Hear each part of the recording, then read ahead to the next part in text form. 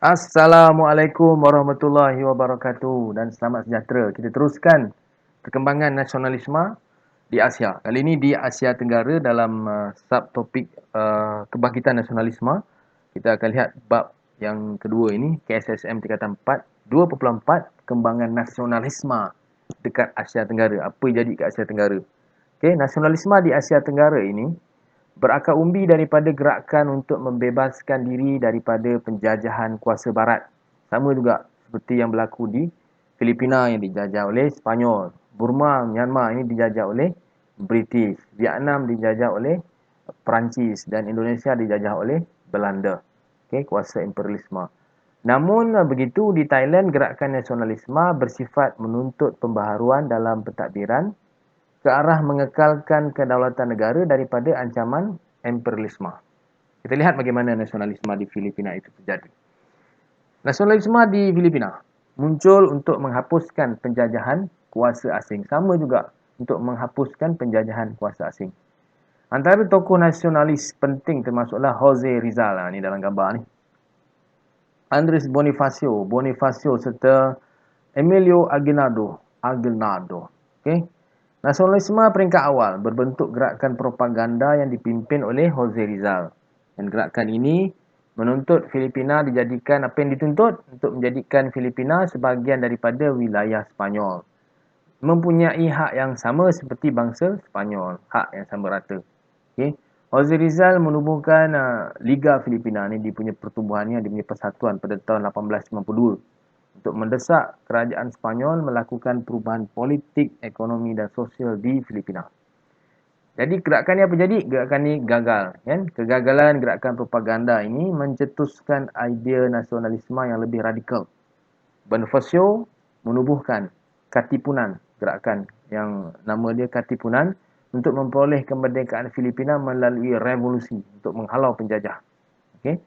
Katipunan yang merupakan gerakan revolusioner telah menggunakan akbar kalayan untuk menyebarkan idea revolusi kepada rakyat Filipina. Idea revolusi ini idea untuk menghalau penjajah, untuk mendapatkan kemerdekaan. Bonifacio dan Aguinaldo kisahnya telah memimpinkan Katipunan dan melancarkan revolusi Filipina pada tahun 1856 untuk menyingkirkan pemerintahan Spanyol. Okay. Pada masa ini, Filipina dijajah oleh Spanyol. Namun usaha ini gagal. Aguinaldo kemudian dia bekerjasama dengan Amerika Syarikat. Dia ada plan dia. Plan backup dia bekerjasama dengan Amerika Syarikat dan berjaya mengusir Spanyol daripada Filipina dengan bantuan Amerika. Namun begitu, pengisytiharan kemerdekaan. Aguinaldo ni rasa dah nak merdeka ni, dah berjaya halau Spanyol kan. Pengisytiharan kemerdekaan Filipina oleh Aguinaldo pada tahun 1859 tidak diiktiraf oleh Amerika malangnya. Sebaliknya, Filipina diletakkan di bawah penguasaan Amerika Syarikat. Beralih penjajahan pula. Di bawah penjajahan Amerika Syarikat. Golongan nasionalis ini mengubah strategi perjuangan dengan menggunakan saluran diplomasi. Okay, maksudnya berunding melalui parti politik yang sederhana. Pendekatan kerjasama ini membolehkan Sergio Osmeña memimpin gerakan parti nasionalis, dilantik menganggotai Dewan Perhimpunan Filipina pada tahun 1907. Gerakan menuntut kemerdekaan ini diteruskan oleh golongan nasionalis hingga Perang Dunia Kedua. Okey.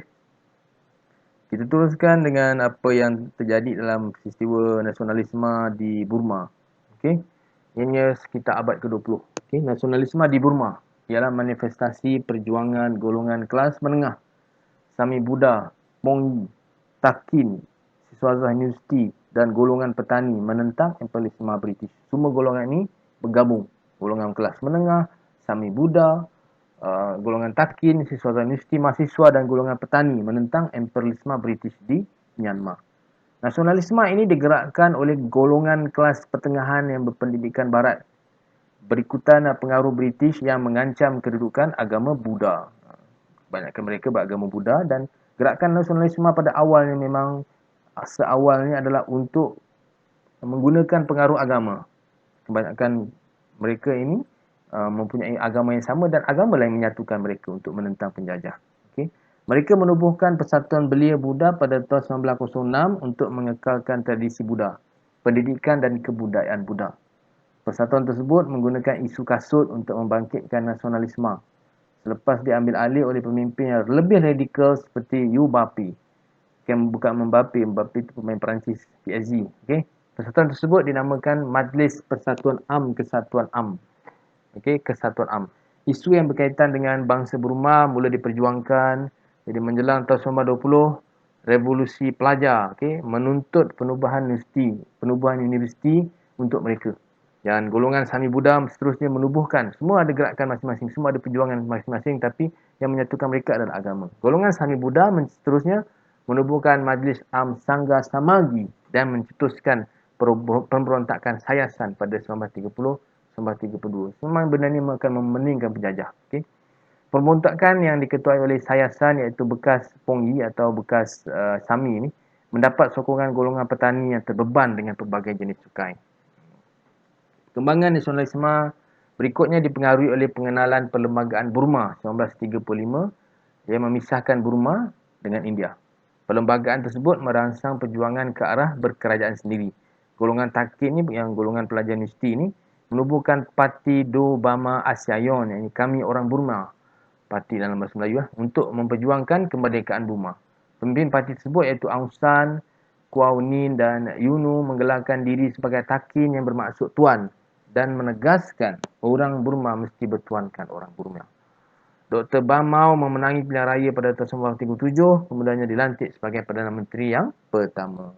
Kita tengok bagaimana nasionalisme di Vietnam pula. Okay. Nasionalisme di Vietnam muncul akibat perubahan sosiopolitik dan sosioekonomi selepas kedatangan Perancis.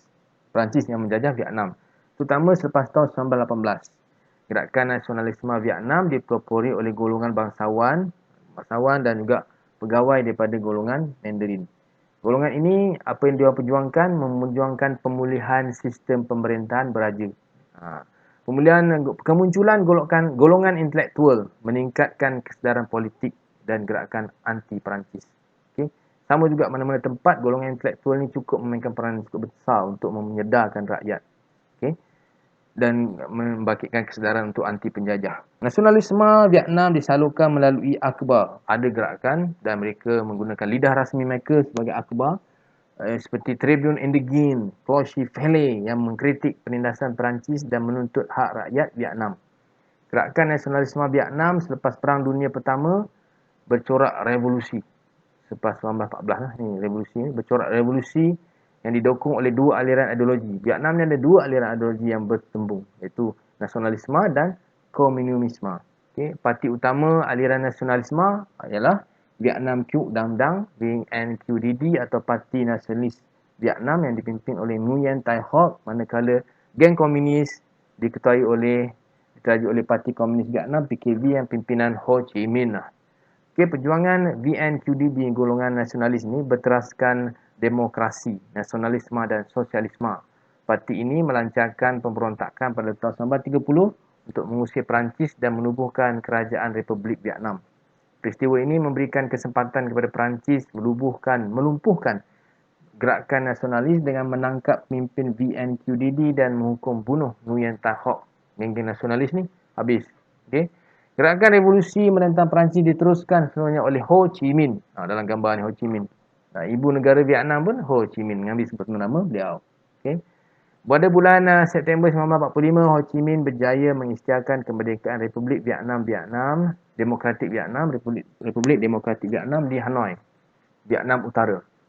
Beliau dilantik sebagai presiden pertama, manakala Vietnam Selatan berpusat di Saigon berada di bawah pengaruh Perancis dan Amerika Syarikat. Dan ini berlaku sedikit pertembungan. Okay.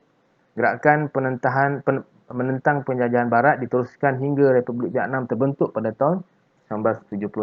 Cerita Rainbow ni banyak ada kaitan dengan Vietnam. Siapa yang suka tengok cerita Rainbow lah. Okey.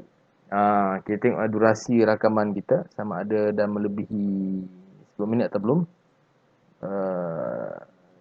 Kita lihat bagaimana. Okey, rasanya dah penuh rasanya. 36 minit. Kita akan teruskan nasionalisme di Indonesia untuk video yang seterusnya kerana kita tak sempat untuk sambung lebih panjang lagi. Saya terpaksa buat video sekat-kerat sebab dia sebenarnya boleh rakam 10 minit je. Okay, kita akan sentuh mengenai nasionalisme di Indonesia, apa yang terjadi. Okay. Nasionalisme di Indonesia lain macam sikit lah. Okay, kita perlu ada asingkan.